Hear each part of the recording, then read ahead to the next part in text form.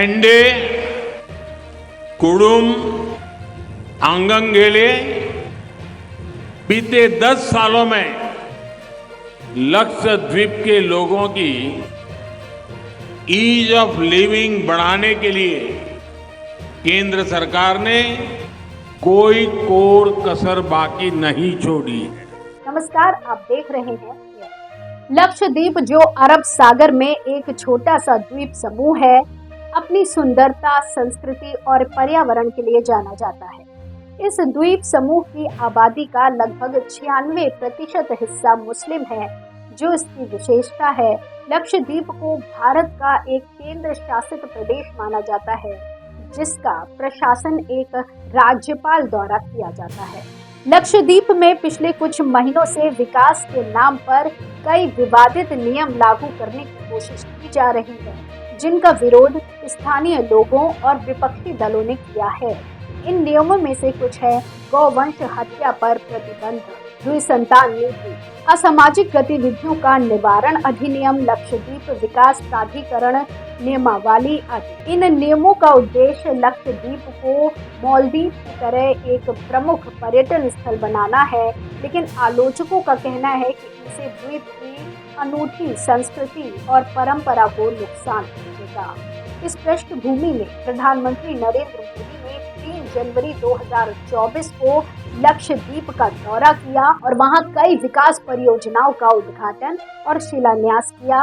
उन्होंने लक्षद्वीप के लोगों से बातचीत करते हुए कहा कि लक्षद्वीप छोटा हो सकता है, लेकिन इसका दिल बहुत बड़ा है। उन्होंने अपनी सरकार के द्वारा द्वीप के विकास के लिए किए गए कदमों का जिक्र किया और कहा कि उनका लक्ष्य लक्षद्वीप को आत्मनिर्भर और समृद्ध बनाना है। इस वीडियो में हम इन परियोजनाओं के बारे में विस्तार से जानेंगे और उनके प्रभाव और महत्व का विश्लेषण करेंगे। हम ये भी जानेंगे कि लक्षद्वीप के लोगों ने इन परियोजनाओं का स्वागत किया है या नहीं। प्रधानमंत्री मोदी ने लक्षद्वीप में विभिन्न क्षेत्रों में विकास परियोजनाओं का उद्घाटन और शिलान्यास किया, जिनकी कुल लागत 1150 करोड़ रुपए है, जिसमें Kochi Lakshadweep submarine optical fibre project शामिल है। इस प्रोजेक्ट के तहत लक्षद्वीप को कोची से एक तार के माध्यम से इंटरनेट की सुरक्षा प्रदान की जाएगी।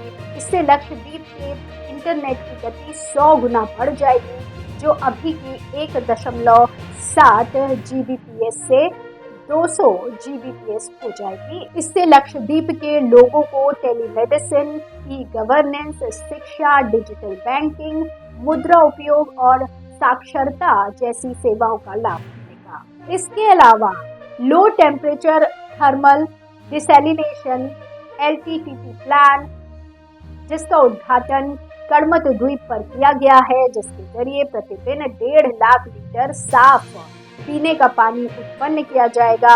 इस प्लांट का उपयोग समुद्र के पानी को शुद्ध करने के लिए किया जाएगा, जो लक्षद्वीप के लिए एक बड़ी समस्या है। इस प्लांट की विशेषता ये है कि इसमें ऊर्जा की बहुत कम खपत होती है, क्योंकि इसमें समुद्र के पानी को उबालने की जगह उसके तापमान को कम करके नमक अलग किया जाता है। ग्रीन एनर्जी को बढ़ावा देने वाला सोलर पावर प्लांट भी एक अहम परियोजना है, जिसे कवरत्ती द्वीप पर शुरू किया गया है, जो लक्षद्वीप का पहला battery based solar power project है। इस प्रोजेक्ट में 1.5 मेगावाट का सोलर प्लांट और 2 मेगावाट का बैटरी एनर्जी स्टोरेज सिस्टम शामिल है।